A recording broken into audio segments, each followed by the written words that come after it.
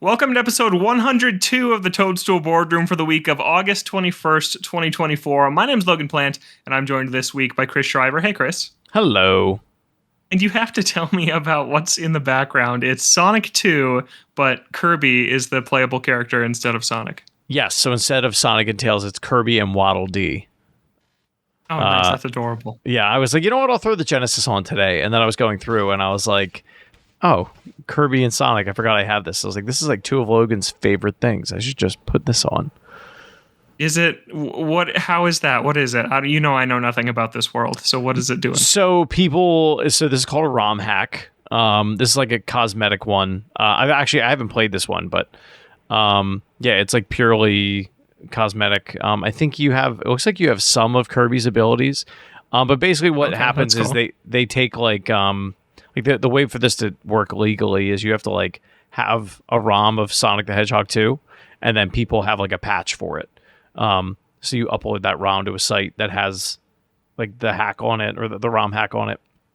It patches the file, that you re-download it, and then you can throw it on whatever you want to play it on. So that's running on the Mega SG, the analog system right now. Okay, so like nice. As if it's running on like Genesis hardware, basically. Oh, I see Waddle Dee running now. I love that. I love that so much. That's great. Well, it's just me and Chris this week. Justin is not with us. And next week, I won't be with you. It'll be another episode of the Toadstool Asylum. So look forward to that. Chris and Justin will be running the show. Any idea what you guys are going to talk about yet? Or are you not cooked anything up yet? Yeah, no idea. Okay. We gotta talk. Well, we just found out today that that you're not going to be here. So we will have to see. If anybody has any suggestions or questions, hit us up in the Discord and we will try to plan accordingly.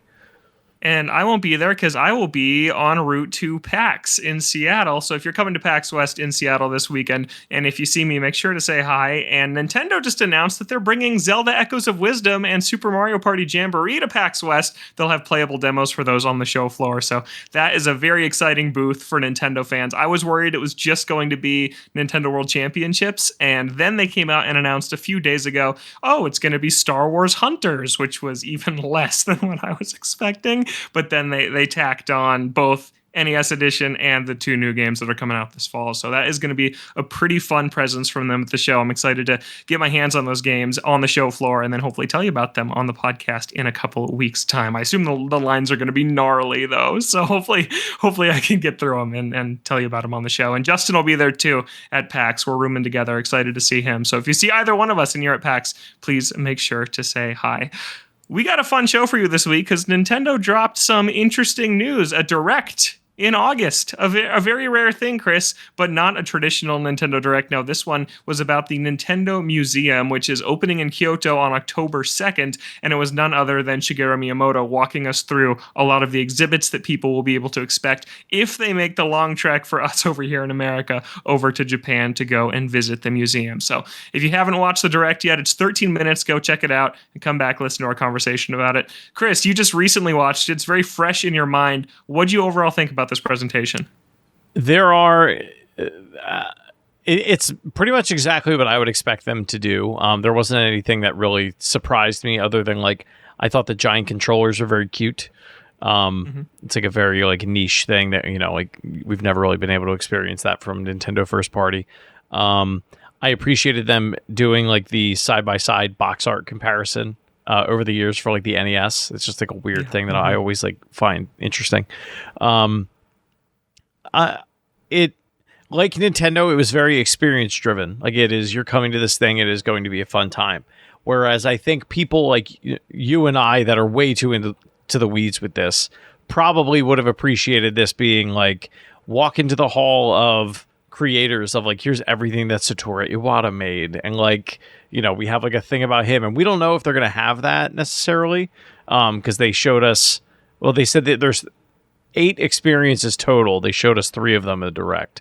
I can't imagine that they would consider that as like a quote unquote experience. It seems like those are like activities that you can do at the museum. Jump in right now. There is an official website now. They have detailed all 8, and all 8 of them are pretty much games like that of the sort that they showed off in the Direct. So there's like a Love Tester one. There's an Ultra Hand one. It's based on all their old toys and things like that. Got it. Okay. So that makes sense.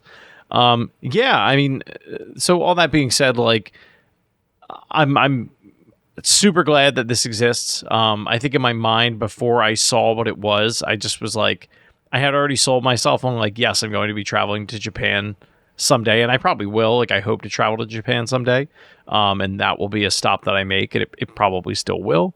But I think my hype level probably dropped a little bit. One thing that I thought, at least for the U.S. audiences, that I was kind of hoping they would point out, I'm assuming it's there, is the Gulf War Game Boy. So, like, for those that aren't familiar with Oh, that, yeah, yeah. is there was a Game Boy that survived a tank explosion, had a copy of Tetris like melted into it.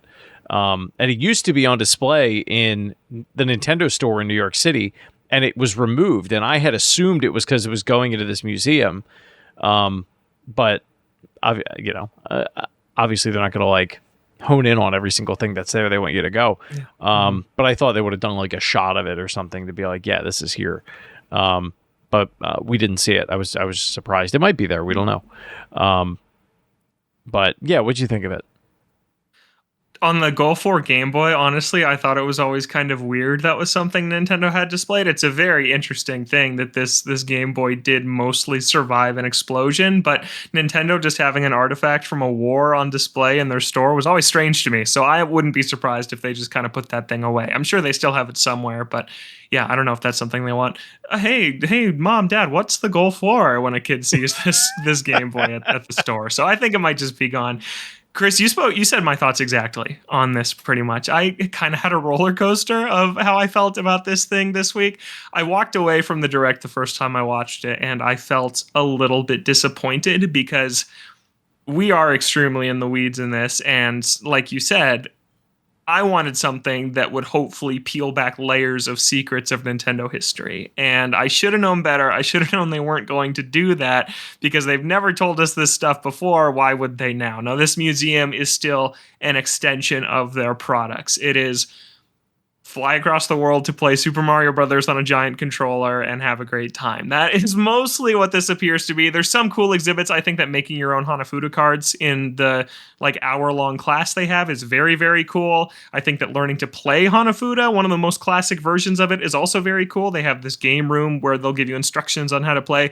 That stuff's cool. I do like that the museum is leaning pretty heavily into the pre-video game era of Nintendo in more ways than I expected. We also saw that big gallery display case of all these products they made before they made video games, like a copy machine and a baby stroller were the two that they highlighted in this presentation. Two things I didn't know they made, so those were cool to see. But even then, there weren't like plaques with information about these things. It was just, here's this glass display case with all this stuff inside it to look at and point and say, oh, that's cool. But it doesn't look very educational. And that was something I was really hoping for. It reminded me of, there's the scene in, I want to say it's Thor Ragnarok, where the one guy, like, he hops between dimensions when he gets on the Bifrost, and he comes back and he brings the women with him, and he's like, behold my stuff. Like, it kind of had that vibe of like, here's all the Nintendo stuff we've ever made.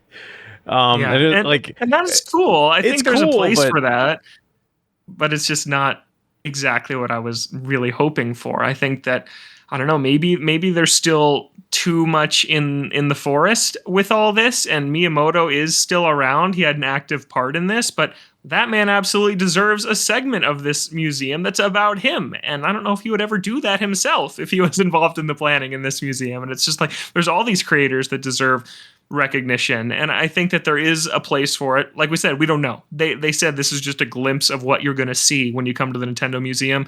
Maybe they thought that this history wing of all the important people wasn't that interesting for a Nintendo Direct video presentation that is mostly aimed at kids. But the museum as a whole seems like it's mostly aimed at kids, and maybe I should have just expected that more. And so yeah, I was just a little disappointed in that. But then I had the thought, Chris, that if you were like an expert on, I don't know, the Civil War, like you knew so much, you spent just hours of your day, hours of your week, every week thinking or learning or engaging with the Civil War, and you went to a Civil War museum, you probably wouldn't learn very many new things, right? You would, it's like a very, museums are generally very like base level accessible. Let's get the general audience in for 2 hours, tell them like the very basic outline of things, and then they leave and maybe learned a couple things along the way. And I think that with this Nintendo museum, it's just not geared towards us. We already know all this stuff. Like there's not much there that we would walk out and learn that wouldn't be so in the weeds for the casual museum goer who's like, wow, I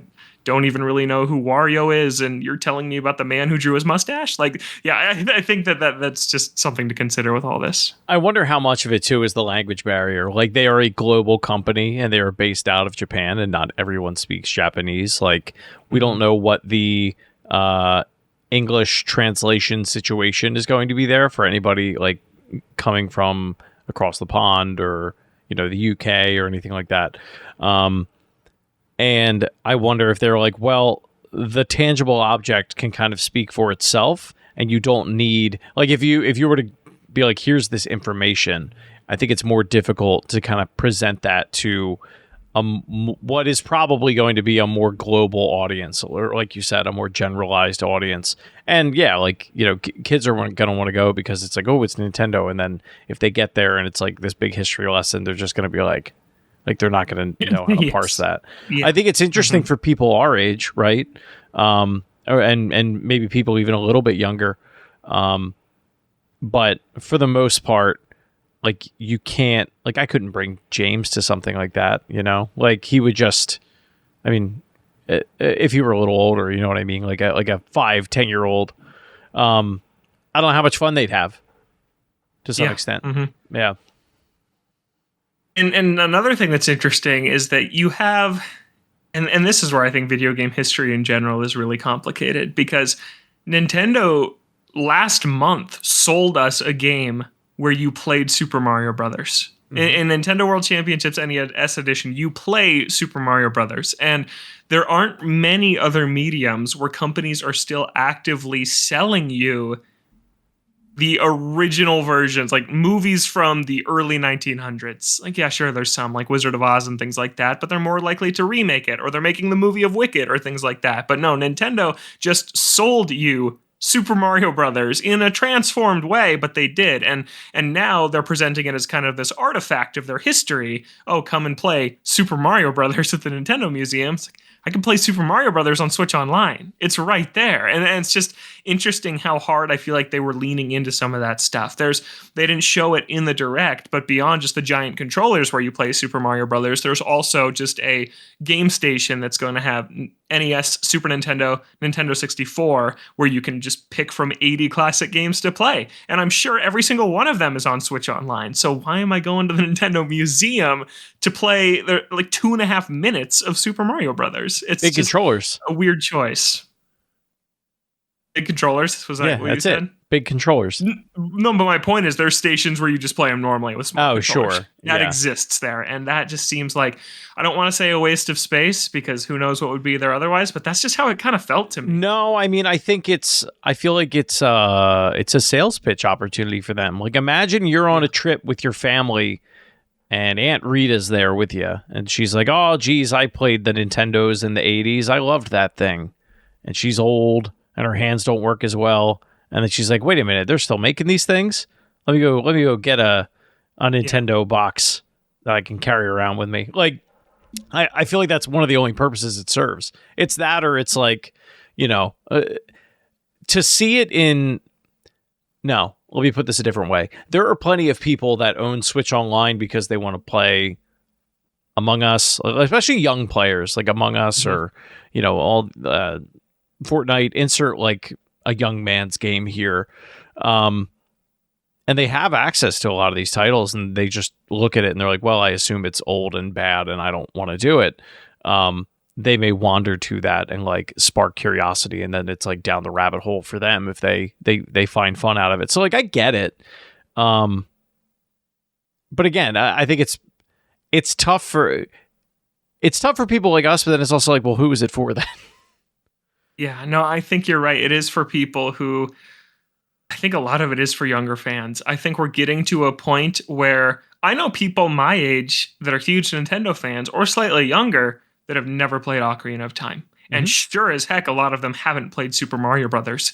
And that is people who have been alive since the 90s. Now you're getting people who are playing Nintendo Switches that were born deep into the 2010s. Like, if you were born when the Switch came out, you're 7 years old now, and you Hmm. might have a Switch. You definitely don't know what Super Mario Brothers is. So Well, that is kind of who it's for. Hey, oh, I love my Switch. I'm going to go to the Nintendo Museum. Wow, look at all this old stuff that's to them is going to feel like ancient history, and to us that's going to make us feel old. And I think that maybe that's something I've been grappling with too, is like, wow, yeah, like Super Mario Brothers, to me, I've played that my entire life.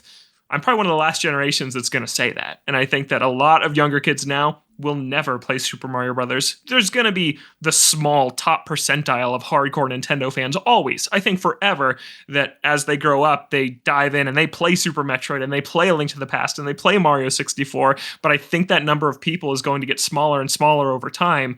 And so the Nintendo Museum is almost like a future prospect of that. Hey, people aren't going to be playing this stuff forever. Let's like immortalize it somewhere where people can come and play it with a cool, novel, giant controller.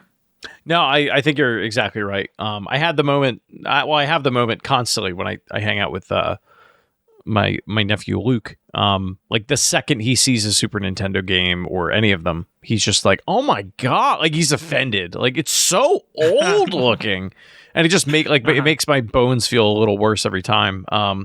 But it's a shame because it's like it's the way he looks at Mario Brothers the way I look at like Pitfall. I'm like that's so old. Like it's not even fun. It's so old. And I think it's the same thing. It's just it's hard to stomach when it's your thing. Yeah. And I think that is starting to happen. And the NES wasn't even my thing. Like, that's not going to happen until Sure. people look at something like, I don't know, a GameCube game like Melee. If people ever like Melee looks so old, then I think I'll turn to dust. I think that is the moment Yeah. it will happen, but it hasn't happened yet. And yeah, so we're pretty down on it in this conversation. I think I do want to say that I think it's cool. I'm really I happy think it's this great they're exists. doing it. And my favorite parts of the presentation was when Miyamoto was talking about, oh, this is built on the old Famicom testing grounds, and this was the factory for our cards back in the day, and oh, the color TV game, which we launched right after I joined the company, or people would play with this ball pitching machine on their lunch breaks in the office. That stuff was so cool to hear. That's the stuff I wish was in the museum instead of 6 batting cages where you hit a plastic ball at bottles with the Mario and Luigi logos on them. It just feels like a missed opportunity. And this is also just me lamenting at how secretive they are. There's so much stuff we're never going to know. And Miyamoto is a gold mine of little nuggets and stories like that he may never tell. And I really thought him being involved in this museum was maybe a chance for that. And the direction they went made a lot of sense. I'm not saying they made a bad decision. It's very much in line with how modern day Nintendo has acted and operated. It very much has the same feel to like their theme park and just their marketing in general. They're very product focused, character focused, and everything else is kind of behind the scenes, right? It can even go back to things like them not telling us who developed a game. This is Nintendo. These are Nintendo products. The forward facing history of Nintendo to them is the games. It is the products. It's not the development of them. It is Super Mario Brothers to Mario 2 to 3, the evolution of the question block is a display at this museum, and that's what it is to them. And I'm fine with that. I think it's cool and there's a place to that. I just will always wish we lived in the other timeline where they made some history of Nintendo Museum with crazy stories about all the people we talked about 3 weeks ago on episode 100. Like, yeah, there's so much more to be told that we're just never going to know. Yeah, I as sad as it sounds, like I hope he writes a memoir at some point. Yeah. Like Yeah. there's so much there that I know we don't know. And I don't know how much they'd even let him say, but he's just one of those people in history that I think needs to have one, quite frankly. Because I think there's a lot to be learned from not just like a video game development standpoint, but just like humanity, just like his experiences and the way he looks at the world. Yeah, I don't know. We'll see. So that's the Nintendo Museum. It opens on October 2nd. I know that Justin, I think, is going to Tokyo Game Show, which ends on the 30th of September. So he's in the lottery to go to opening day. I really, really hope he gets it. That would be really cool for him, and then for him to come back and share that with us. So yeah, I am happy this exists. Just to be clear, I think there's some cool stuff in there. The very memeable moment of two people playing Wii Sports Resort with the giant Wii remote was awesome. Like stuff like that is cool. It's just not what I wanted, but that's all right. That's the Nintendo Museum. Let us know what you thought. toadstoolboardroom@gmail.com. Let's move on to another slightly disappointing topic, and that is that MEO, the Smiling Man Famicom Detective Club, the demo is available now. And I do want to point out, Chris, they're doing an interesting thing with this one, which is that you can play the prologue in Chapter 1 today, and then tomorrow, it'll be the day this episode goes up, you can play chapter 2 and 3, and then on the 27th, so 5 days after tomorrow, you can play another chapter. So they are piecemealing this demo to kind of give you chapter after chapter after chapter to really let you get pretty deep into this game before the full thing comes out next Thursday on August 29th. So that's a pretty cool strategy, and just the way they announced this game initially, they're really trying some unique things to get people interested in it. Yeah, I mean, I imagine it's I mean, I almost said almost like the Disney Plus thing. I guess it kind of is, where it's like, well, they need to know at least this much to want to come back. And then you want to have that time for it to bake a little bit where they talk about it with their friends. Let them all come together and get back to it. And then the full game comes out. I think it's really smart for a narrative driven game like this. We haven't really seen this before. Because it's a big ask to have somebody like pick up a game where you read the whole time, like just without any context at all. And it's coming out at a good time. It's right, we're getting into the like spooky season, which is my favorite time of year. But I did not play this demo. Nice. Oh yeah, like I had my first brisk morning 2 days ago when I walked outside, and the pumpkin spice just started oozing out of me. It was great. Yeah, I didn't. In August. It's too early for that, man. We're still peak summer. No. I think Pumpkin Spice Latte Day was today. I dread the fall. It was really. I think so. I think today was the first day. Crazy. Yeah, that's crazy. That's I the first dread day the fall coming. I don't really like the fall, so I try to hold on to summer as long as I can. Yeah. I played this demo, Chris, and I'm sad to report that I didn't really like it. I played the prologue and I played chapter 1, and yeah, it didn't do what I hoped it would do, which was I played the first one of the two NES remakes that they did, and I liked it for what it was, but there were definitely some warts on it being a remake of an NES game, and some of that was just how esoteric it was to figure out what to click on and what to do next, and you have to click multiple things in a row, and they don't really tell you what to investigate next, and you're clicking on really specific parts of a crime scene you're investigating, and these are problems that everybody lobbies at the Ace Attorney series, and I don't have those problems in that series at all because I think it does it much better. I think that there are times, and especially the earlier ones, which are Game Boy Advance games originally, where you can get stuck and it's not as clear what you're supposed to do, but especially as the series went on, they make it a lot more clear. You already used all these dialogue options. You already investigated all these areas. You're done there. You need to go here next. They get much better at that over time. And I was hoping with this third Famicom Detective Club game that they're making decades after the originals, especially when Sakamoto said, hey, we have learned everything from the NES games and over time, and we're going to implement all this modern ideas and technology into it. It still just feels like the NES ones. It just really does. It looks really nice. I think that the new graphics are good. The voice acting is nice. The music is good. The environments look good for a visual novel. Its presentation is very good, but from a gameplay perspective, it's just convoluted and confusing. And even in the opening moments in the prologue, before you even really are getting into it, you have to click like you're talking to this police officer, and you have 4 dialogue options with them, and one of them is the victim, and you go through all 4, and then you exhaust all 4 dialogue options, and I don't know what to click next, and I just click on the victim again, and he says something different to me. Why did you say something different on the second click on something when there was no indication that there'd be something new? They don't check off the options you've already done. And that's just one example. There's several times where you don't know what to click on, where to look, who to talk to. If you need to click on something 2 or 3 times in a row, it just doesn't make sense. And so you're just clicking around all these places and mashing through this repetitive dialogue, just trying to find that one crack in the wall to squeeze through to get to the next thing. And it was frustrating. And I'm coming as from someone who's played a ton of visual novels, and Ace Attorney is like my favorite series. So this is a series I'm used to the language of and how it works. And in the opening moments, I found it like not up to standard with what I would expect from a visual novel in 2024. So I'm pretty bummed in the demo. So I should cancel my pre-order, is what you're saying. I don't think this is your type of game, anyways. Yeah, I don't it's think probably you not. would really like this. I never game. played another Recode or whatever it was. Another Code Recollection. I do like yeah. that one. That one I would recommend that you try out. That one's much more chill and casual and does not have these same problems. Yeah. I mean, that's everything you just said. It's just all very unfortunate. Yeah. Because, like you said, even especially since the Famicom days, I mean, my God, the number of these things that have come out from various studios, you would hope they've paid attention to them. It originally sounded like they were, but that's sad. I mean, that's a bummer. I'll give it a shot sometime this week and report back, but that's a real shame. And I still liked some of it. I think the setup is interesting.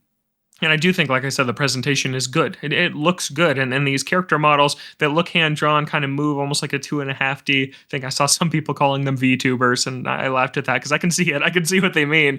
But it does look nice, and the setup is interesting so far. The demo is very, very short, so I'm curious to dive into the next few chapters as they release them over the next few days. So there's stuff to like, but I just don't really like playing it. And I was talking to a friend about this release strategy for the demo, and he said, yeah, play the first 4 chapters, then watch the rest on YouTube. Yeah, I can see people doing that and not buying this game. And I think that is always going to be a struggle with story-driven, linear visual novel adventure games like this, is you're not getting much by actually playing them. Ace Attorney, I think, can survive because it's so puzzle-based and you're logicking through the cross-examinations yourself, and it's fun to do that. But in a game like this where there's not as much puzzly stuff or logic or things like that, and it's mostly just, okay, who do I talk to next to advance this, and what am I supposed to click on next?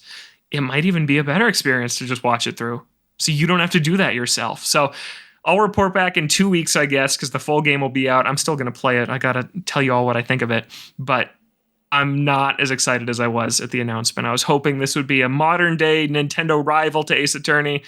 And it's hard because Ace Attorney is the industry leader in visual novels. It's just the best at it. And so it's almost unfair to compare things to it, but it doesn't even hold a candle to it so far. At least through chapter 1. It's very early. Maybe things can turn around, but these fundamental problems, I don't think are going to turn around.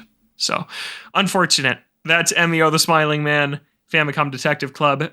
Check out the free demo for yourself. It's on the eShop now. And we got a question from Sam, who wrote into toadstoolboardroom@gmail.com. And Sam wrote, thank you all for the great podcast. Thank you, Sam. It's by far my favorite Nintendo show that I look forward to each week. A few weeks late, yet congrats on passing 100 episodes. And here's to another 100. Thanks so much. MEO question, is it odd that the title is flipped from how the previous games were, with the series title of Famicom Detective Club and then the subtitle after, whereas the subtitle of MEO is listed first and then the series of Famicom Detective Club next? It would have been odd to get The Echoes of Wisdom, The Legend of Zelda. Maybe it's just me and wanting consistency in titles, or is this a way to help potential buyers not feel like they have to buy or play the previous games? What do you think, Chris? When I first read this question, I thought maybe that was the reason they did it. Like, because it was like, oh, well, I didn't play the first 2 Famicom Detective Clubs. And like, that's already a small subset of users that probably have. Mm-hmm. And they don't want to sway people away, but they also want to have like, well, no, but it's a part of this series of like, almost like, I'll say the Frog and Toad books, because we've been watching that on Apple TV Plus with James. Oh, nice. That's great. But like, it is like, yes, it's part of or Final Fantasy. It's part of a series, but they're not connected. I don't know why they chose to do this. It bothers me too, quite frankly. I don't even play these games. That bothers me just because it's like, well, if you go to search for it on the eShop, like you expect it to be consistent. It's like when the spines on the Switch boxes don't line up. It's like, what are we doing here? Mm-hmm. Yeah, I don't have an answer as to why they did that. Other than maybe marketing. Like, if they knew that trailer was going to pop off the way that it did, it's easier for somebody like MEO is such a unique thing to search for. in Google on like and SEO is just gonna like give you that result more quickly versus like if you do Famicom Detective Club, it's like, well, is it the original Famicom Detective Club? Is it the Switch remake? That's probably the only thing I could think driving this, honestly. I think you're right. I think that they maybe realized that Famicom Detective Club is a bad name. It is a terrible name for a Yeah. video game series, and that hasn't stopped developers before. Specifically, like, I mean, look at Square Enix, Bravely Default. That's a terrible name. There's so many examples, but I think that yeah, they knew they would have this viral thing. Emio, who is Emio? That went on for a week where we didn't know the answer to that, and it turned out to be this. And yeah, I think you're right. People, oh, what was that Emio game that came out? And you can just search for that. And Famicom, it's such a bad name. It's one of two times, I guess there's like the Wii series, but the couple notable times I can think of, Advance Wars. It's called Famicom Wars in Japan originally, and it's just a war series because it was named after each successive console. It works for Advance Wars because Advance is like a cool futuristic word, so it makes sense. You could call the series that forever, and it's fine. That series doesn't sell either. But Famicom Detective Club, what does that even mean? If you see that on the shelf, I don't think anybody knows what that means. But Emio, the smiling man, that's easier, I think, to convey. So hopefully it does well, but yeah, as I said, I was not a fan so far what I played. And then Sam wrote on and said, as a fan of the other two games, I'm very excited that this game is releasing and hope that it can hit expectations for sales. I feel like any fans of Ace Attorney, Zero Escape, Paranormasight, and other adventure games should definitely try this series. Yeah, maybe go try the demo. They're doing it this way, so it's going to be a really good way to see if you're interested at all. Chris, what you were talking about how the series naming really bothers you. Here's one that might bother you. The Ace Attorney series, the first game, the big text says Phoenix Wright, and then the subtitle is Ace Attorney. So the series name in the first game is Phoenix Wright. But then every game since, they put the lawyer name in really small text on top of Ace Attorney in the big text, and then the subtitle below.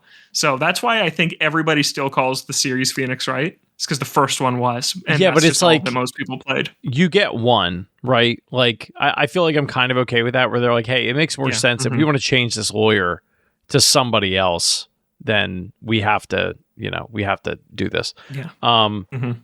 Famicom Detective Club, it's like you have two of them. You already did it. Like you could have fixed it when you did the remake and you didn't fix it. They should have. Yeah, they should have fixed it back then. Yeah. So let us know what you think of the demo. Email us toadstoolboardroom@gmail.com. Couple other small news items to hit. Mario Kart Legos were revealed today. They are very much in line with the much more kid-aimed Lego sets that Mario has seen before, the kind of Duplo-looking blocks, but they're in carts this time. Chris, any thoughts on these? They're cute. My nephews will get them. I'll get to see them at their house. I won't be getting them. Yeah, me neither. It's very nice that they are. We said this before that they're doing both sides of kind of the Lego train, so adults can have cool sets to look forward to, like the Yoshi and Mario from Super Mario World, and then these exist too. Chris, did you ever have the Mario Kart Connects? No, I think they came out when I was older. I'm Googling this real quick. Yeah, I remember like these came out when I was in like high school, and I felt weird asking for them, but I really wanted them. Yeah, I was They're jealous cool. of these. They're really cool. Good. Yeah. Yeah. Better than these Legos, for sure. Yeah, but go check those out if you're interested. Connects were awesome. I had the pinball machine, and I had two of the roller coasters. I had the Screaming Serpent. We had a roller coaster. I remember that. That sounds really familiar. Yeah, and then I had might have been that one. It might have been called the not Rock and Roller Coaster, but it was one where it had two jet engines on the side, and it would shoot them up. I had that one. Oh, that's cool. I used to love Connects, man. They were awesome. We had a Ferris wheel too, I think. Mm-hmm. Yeah, that was good. But I don't know if that was like an official set or if my dad just built that. That one in the 90s, like people just built. Like they used to send catalogs where it was like they would tell you like how many pieces you needed, and then you could like place an order, and then eventually you could do it online, obviously. But like you could order however many pieces you need, and then you would just build it.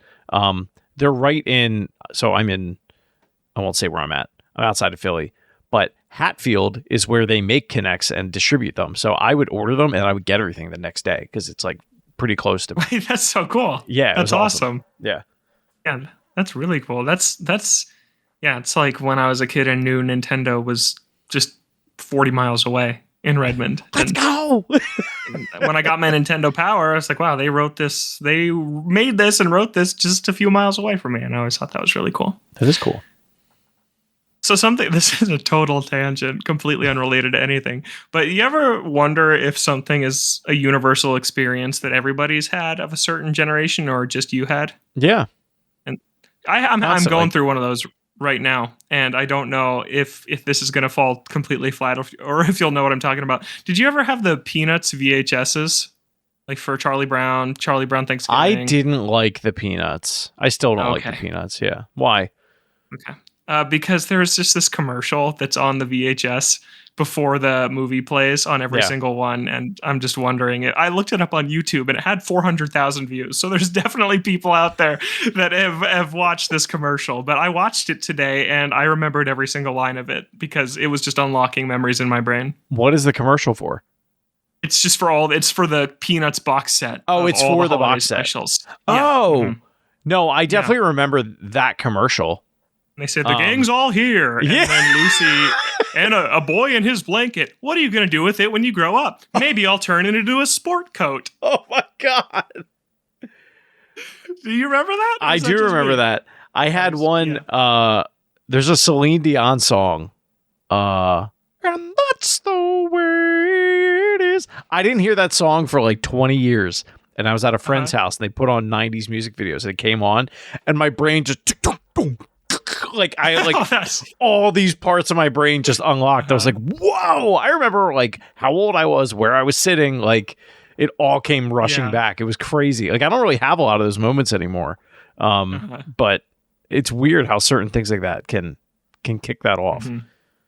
Yeah. My sister and I still say the gang's all here to each other sometimes, just referencing that commercial. And so today, I don't know why today, but I had the thought, we can't be the only ones that remember that commercial from these 90s VHSs. So I got one more for you. So when we were growing up, there's a VHS tape that my mom ordered for my siblings called Santa Claus Here Comes Christmas. And I think it was just a bunch of people that recorded it in their basement and then they distributed it to like over a 1-800 number. They sold it in like the Northeast, and my parents got rid of all their VHS tapes. We couldn't find it, and like it was never redistributed. I put on a post on Reddit, and like 6 years went by, and this guy contacts me on Instagram, and he's like, "Hey, I too grew up with Santa Claus Here Comes Christmas, and I found a copy. I'm gonna copy it and upload it to Google. What's your Gmail account?" And he sent it to me, and now it's like on YouTube, and everybody can watch it.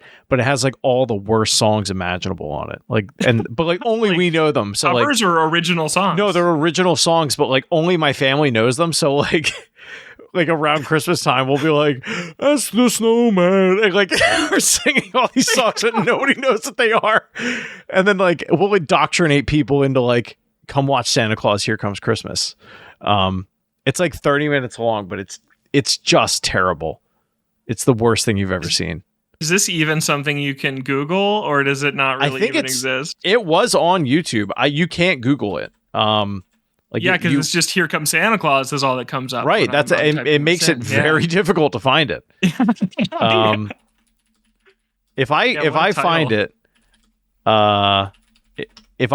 I will put it in the Discord and not put any context, and then just let people figure it out. Yeah.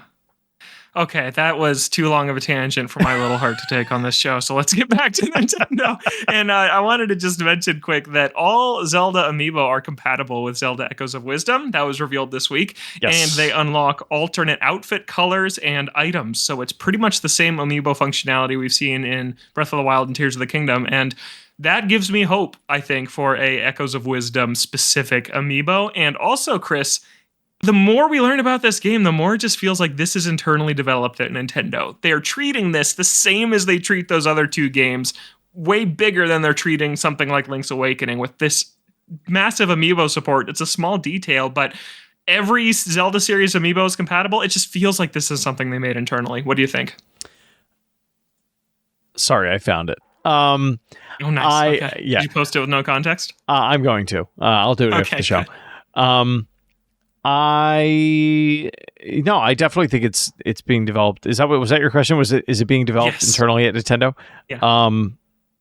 Yeah. I mean, I don't know who else would. Well, yeah. I guess we were questioning whether or not it was going to be like Grezzo or like one of these other studios or the studio that Mhm. handled the Link's Awakening remake.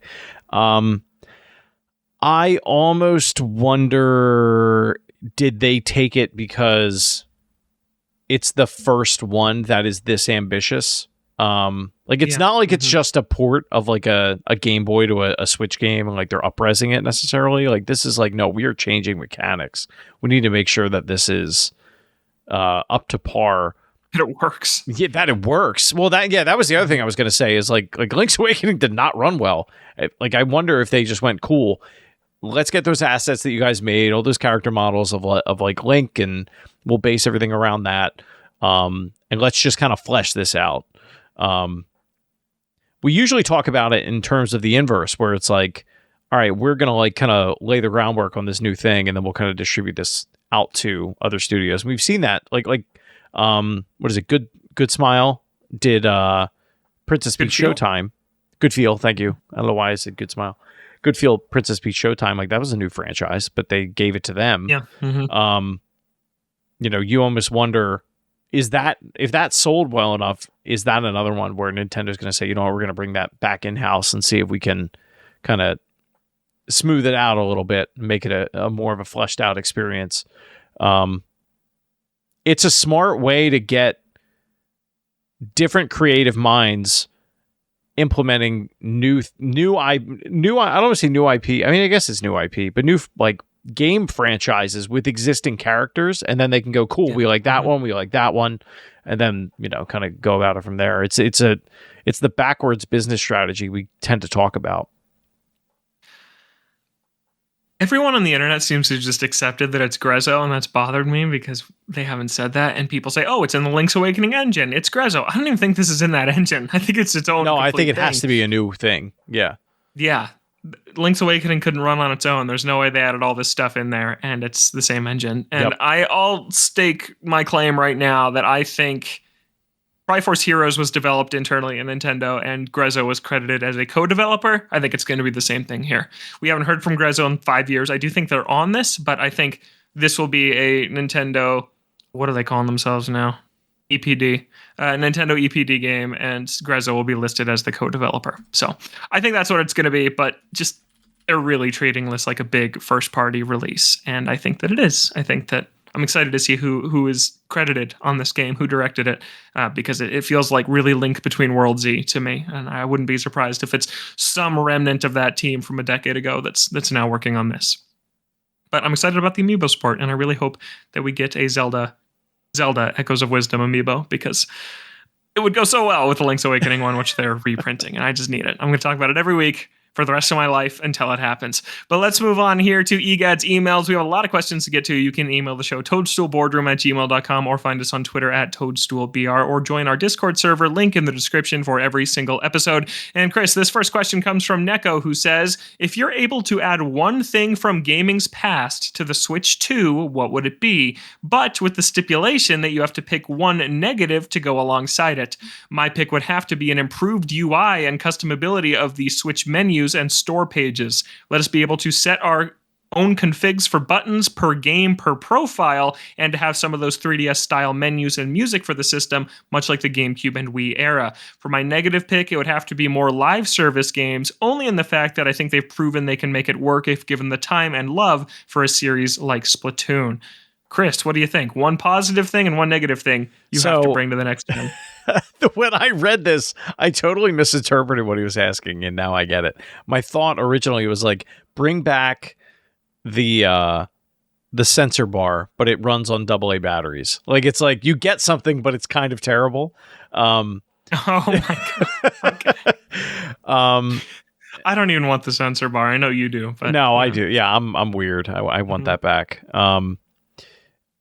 Yeah, I would like, I mean, I've said it for a while, but I would definitely like music to come back to the system menu. Every time I boot up the Wii, and like if you click around the Wii through all the different apps that it has, or at least the ones that it used to have that worked, the shop channel, RIP. Like some of that music is so good, and like people have made remix versions of it that's like amazing. Um, Mhm. I definitely miss that aspect of it. A negative thing. I mean, I don't want to pick a negative thing. You have to. I know. That's the setup. What's yours? I gotta like think of this one for a little bit. Oh shoot, I don't have a negative yet either. I'm debating between You're a couple trying to of them. stall. I was, but I'll give you my positive while we're thinking on our negatives, and it's Street Pass. It's the easy answer, but I feel like it's the right one. I think that I'm gearing up to go to PAX, and I'm just thinking about how fun it would be if the modern Nintendo console had something like Street Pass. I know there was a Street Pass event at PAX last year that I went to. I was to say, is Xeon going to PAX?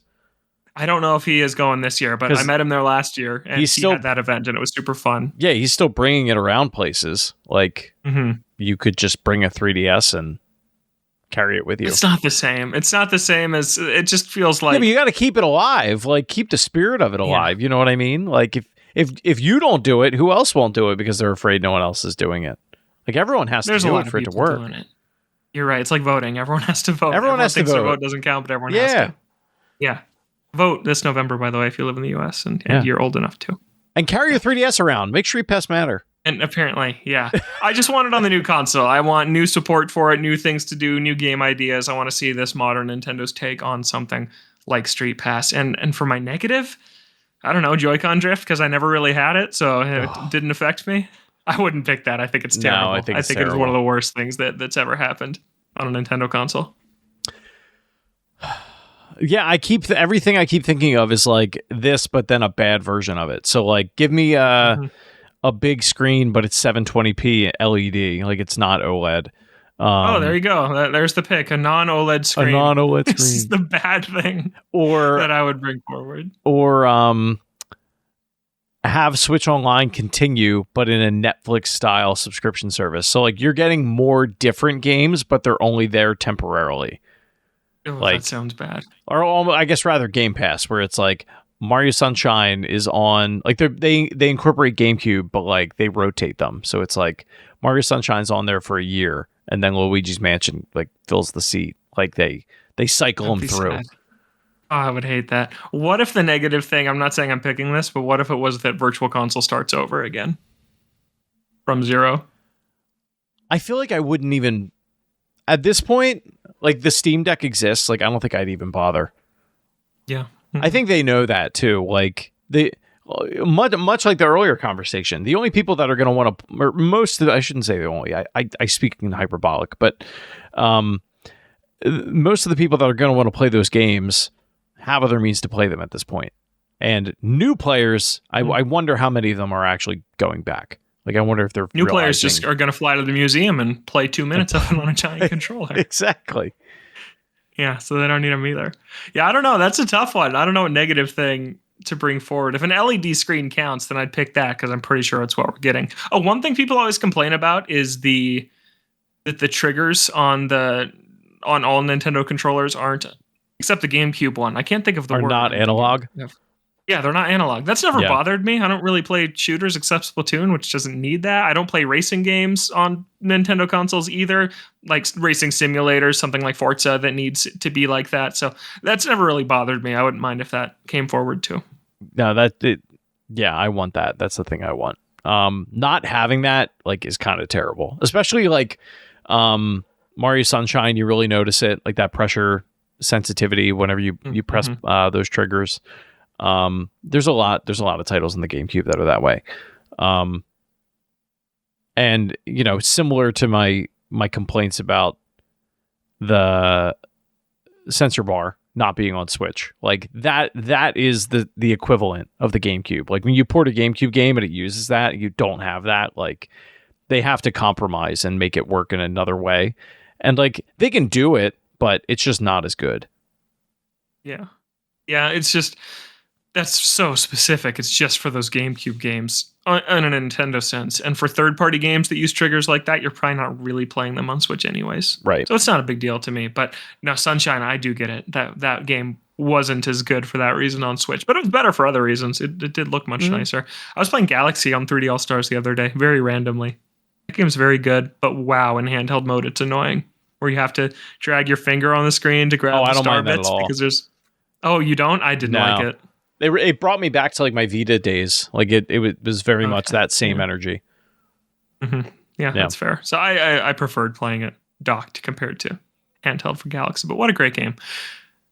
I have some questions I'm skipping because I want to save them for when we have all three of us, like this one from Thomas about which Nintendo console introduced the best first party franchises. That feels Yeah, like a you big want one Justin that all there. of us should be here for. Yeah. But I will answer this one here from Kevin, who asked, what are people from Hyrule called? I always called them Hylians because of the Hylian shield. Then in Breath of the Wild, there's lore referring to Hyrulean people. My brother-in-law thinks that means Hyruleans are the people, while Hylian is used to refer to the things they make, like the shield. But then this new Echoes of Wisdom trailer dropped, and they refer to the people as Hylians in it. What is the answer, boardroom? I seek your knowledge, or should I say wisdom? Very good, Kevin.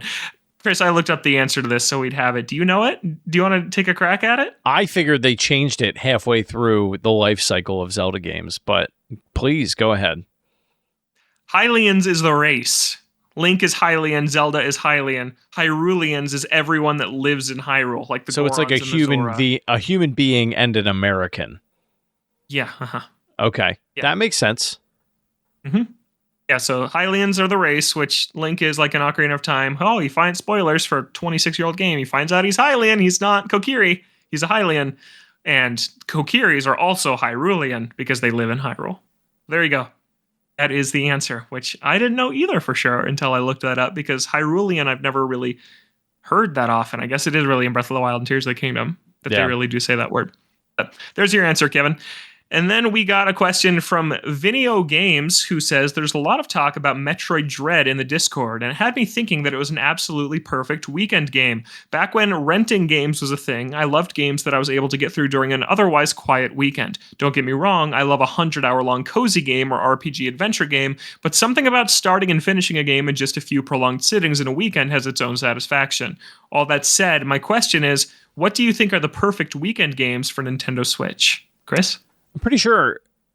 Didn't Vinny ask this in the Discord, and didn't I tell him Metroid Dread? I think that's how this started. I think that's how this started. So other than Metroid Dread, it depends on how much time you have it. Like if I'm thinking of it in terms of like I'm middle school, high school Chris Shriver and don't have a job, and a house to maintain,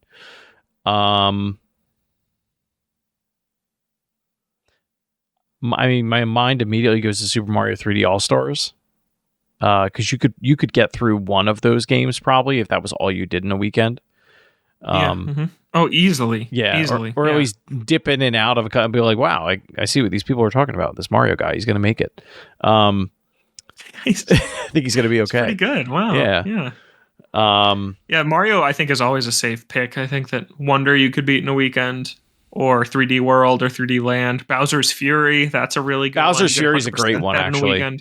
Yeah. The reason I'm having a problem is I feel like there's a lot of Switch games that there's a lot of meat on the bone. I think Luigi's Mansion 2 you could, but you'd probably hate it by the end of it. Yeah. It's like not a game. Luigi's Mansion 1 then. No, Luigi's Mansion 1 is the perfect choice, not on Switch. It's not on Switch though. But that game is I don't think the question wasn't on Switch. I don't think. No, it was. Yeah, for the Nintendo Switch. Right. And then the other ones I'm thinking of are all like Mansion 1 was there. Like N64 games. Like you could get through Banjo-Kazooie in a weekend. Yeah. There's some indie games that are really, really suited for this. Something like a short hike that's 2 or 3 hours long is something you could just sit down and play. But I guess that's not even a full weekend game. That's just an afternoon game. Right. I think Celeste is a phenomenal weekend game it doesn't take that long to beat the main campaign. All the bonus stuff will take you much longer, but if you're just going through the core levels, that is a really, really good weekend game with a great story that's worth experiencing in just a couple of sittings. I think the Life is Strange games are all on Switch, and they're really good picks too. They're not that long. They're narrative driven, so you don't want to be away from them too long either. Link's Awakening, you could easily, that's a great rental. Rental/borrow game. I always want to say Hollow Knight, and it's not short. Like. Which one? Isn't Hollow Knight really long? Unpacking is the one I was talking about. Yeah, Unpacking is really good. Hollow Knight, I put like 60 hours into Hollow Knight. Greece, Sayonara Wild Hearts. I'm just going Oh, through yeah. this list that I found online of the ones that like really jump out at me.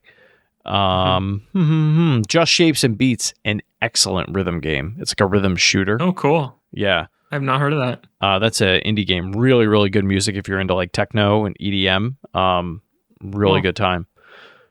Old Man's Journey, if you want to cry. That's like a visual novel one. Oh, that's a good game. Yeah. Yeah. Yeah. I got one. How about Resident Evil 4? The original version of that is on Switch. Yeah. That'll be the best weekend you have that year. Yeah. That's all you do for a weekend. Yeah. I thought you'd like that pick. Yeah. Yeah. Here's the Kingdom. You can pick it up, get frustrated, and put it down in a weekend. You could say, wow, Chris this game does. is too big, and then never touch it again, like I do every time I try to play it. Someone is screaming it into their phone right now because they hate every time I mention how I don't like that game. It's fine. Mm-hmm. Yeah, I love it. We balance it out. Justin and I balance out Chris. It's okay. Every time I think of how much I don't like Tears of the Kingdom, I think about how much I like Breath of the Wild. And then I'm like, should I just start playing it again?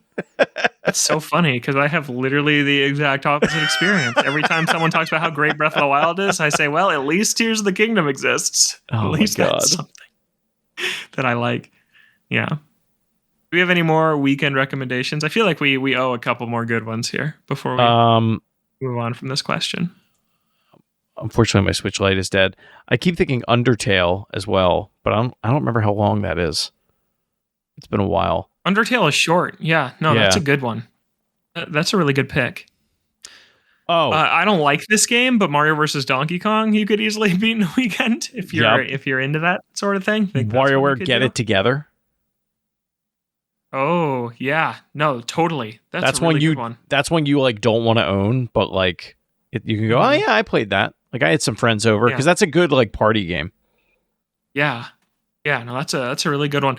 Princess Peach Showtime is a 5-hour game that I liked that you could definitely sit down and it's one that I didn't want to go back and 100% actively because of some of the things, the barriers to doing that. So that's a really good rental one to just do the main story and send it back. That take you 5 or 6 hours. Yeah, man. Kirby's Dream Land is like a 45-minute game. Kirby's Forgotten Land is pretty long though, right? That one's pretty long. Yeah, that one I don't think you could do. Yeah, and the Wii Kirby, the Return to Dreamland Deluxe is also just maybe a little bit too long for that. Yeah.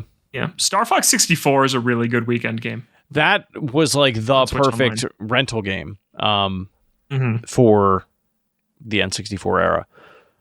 That's what I mean. Like there's so many games that are that length from that generation that like Pokemon Snap, I remember renting that.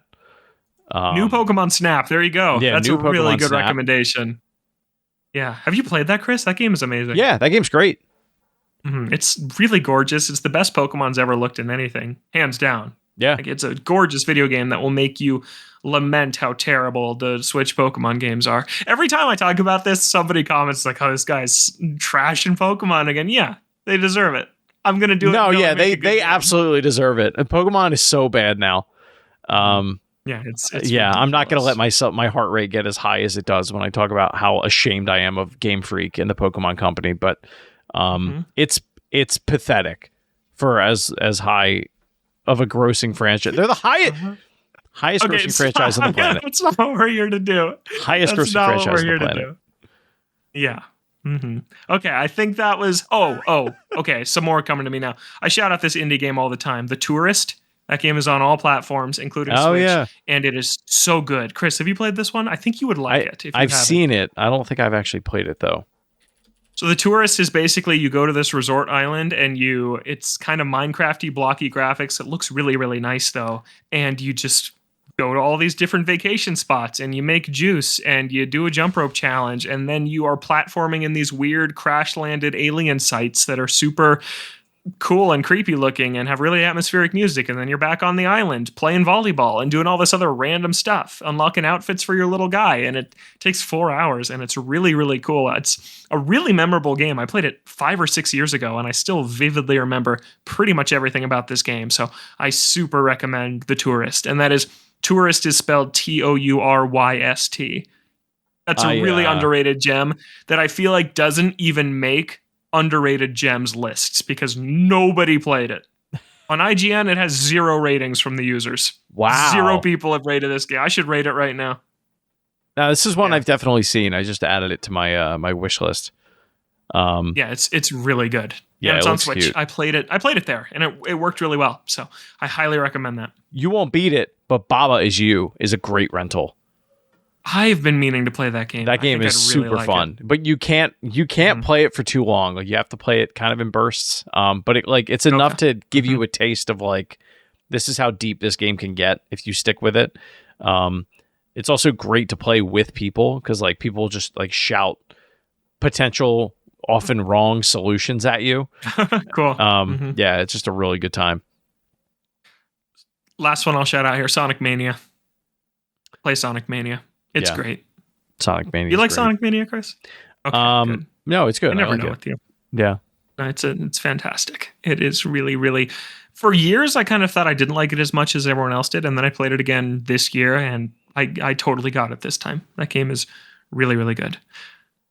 I played Sonic Boom Rise of Lyric 2 weekends ago, by the way, start to finish. Why? Some friends came over and we just did it. Okay. I'll allow It was horrible. Yeah, it's terrible. I mean, we were passing the controller around, having a good time. It was fun. Oh my god. Oh, Animal Well. There's a new one. That's a great weekend. That's game. not It's a weekend Metroidvania game. that came out. That's not a weekend Yeah, game. it is. Really? Yeah, it is. Yeah, it takes like 6 hours. Oh, okay. Yeah, it's short. All right. There's all these crazy true endings. You'll need to look up stuff on Wikipedia. Yeah, I was like, I thought that game was crazy deep. It is, but just to play the main campaign, which is where I stopped, and everyone was like, "Oh, you didn't get the full experience." I was very happy with what I played, and yeah, it took me 6 hours. Okay. It's really cool. Especially if this is stemming from Metroid Dread, you should go play Animal Well. That's a really, really fun, very hard Metroidvania that's really not combat focused at all. You have no way to fight back, basically, so you're often running from these giant monsters. You have to be good at running away. Yeah. Yeah, it's really fun. Okay, we should probably move on here. We're almost out of time in the show. But those are some weekend games you can check out on Nintendo Switch, and Donkey Kong Tropical Freeze is probably another good one. Okay, we got one more question here from Christian, who says, I went to the Oklahoma Comic-Con last weekend and I had the opportunity to meet Charles Martinet. I got some things signed, including my copy of Super Mario 64 and a poster of Wario. He did the voices while he wrote, which was fun. On the Wario poster, he wrote Wario #1 with some letters backwards and words misspelled. And at the top, he wrote pfft and PS pfft, which were supposed to be fart noises. Charles really brings these characters to life with the voices he does. Have you guys had any opportunities to meet gaming celebrities? Is there a game celebrity at the top of your list that you'd like to meet? Chris, you also met Charles. I did. I have it's a pinned photo on my Instagram.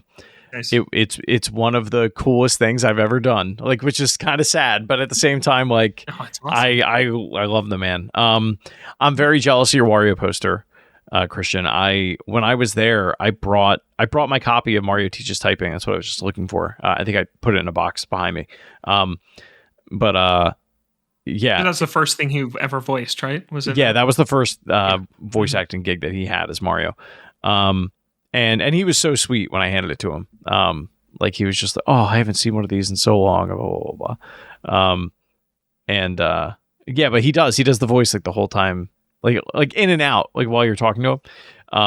Yeah. And like the coolest thing is like he has you do like two or three poses. And when he says to you, thank you so much for playing my games, like it's just like I remember walking away like shaking, being like, oh my God. Mario just said that to me. Cool. Yeah. Are there anyone else that you have met or that you would like to meet? Nobody else that I have met. I would love to meet Troy Baker, of many games fame. Right now he's Indiana Jones. Yeah, he's Indiana Jones. Nolan North, I've always wanted to meet. Big fan of his, obviously the Uncharted games. Yeah, they're the two that come to mind, like right from the jump. I wanted to meet, I don't remember if he's still alive, the guy that did Sam Fisher from the Splinter Cell games. I don't know.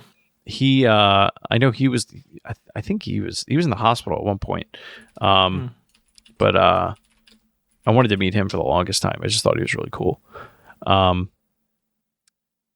That's who do you have? Who do you have? Yeah, I don't know. I think I looked this a little bit differently, kind of just in the lens of like who would I like the chance to interview, and that answer is and will always be Eiji Aonuma until it hopefully one day happens. But other than that, I just had an interview go up with Takuya Imamura, who created F-Zero and Star Fox alongside Miyamoto, which was very cool. That's on IGN, and you can go check that out. So that was fun. I have seen Sakurai in person. I talked about that a few weeks ago. I would also love the chance to interview him just about Smash Brothers and Kid Icarus and Kirby Air Ride and all that awesome stuff. And then anybody else? I'm trying to think, and if there's anyone else I have met or would like to. I saw Reggie speak. I'd like to shake Reggie's apparently giant hand in person. Would be fun. I don't know if it would be giant for you though, because you're pretty tall. Yeah, I don't know. People like, always talk about how huge Reggie's hands are. You like shake his hand, and you'd be like, "This is a normal size hand." Everyone else has very small hands. I don't know who else. I don't know. I don't think that I'm not really somebody who gets like super starstruck. Oh, I am. I don't. Yeah, I say I'm not, and then I see them, and I'm like, yeah. Yeah, I guess I was thinking of it in terms of voice actors. Yeah, Reggie definitely. I would love to meet him. The who's the guy? He was at PlayStation. A bunch of mine are PlayStation people.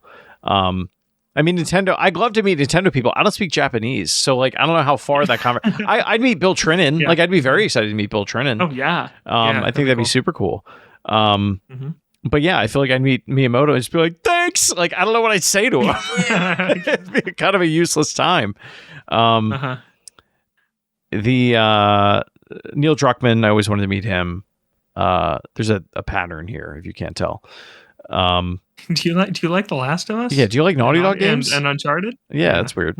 Michael Ironside is the gentleman that does Sam Fisher. He's still alive. He is okay. Okay, that's good. Yeah, it's good. Hey, you left us hanging there. I know, I did. I was like, I gotta look this up. I don't remember the guy's name.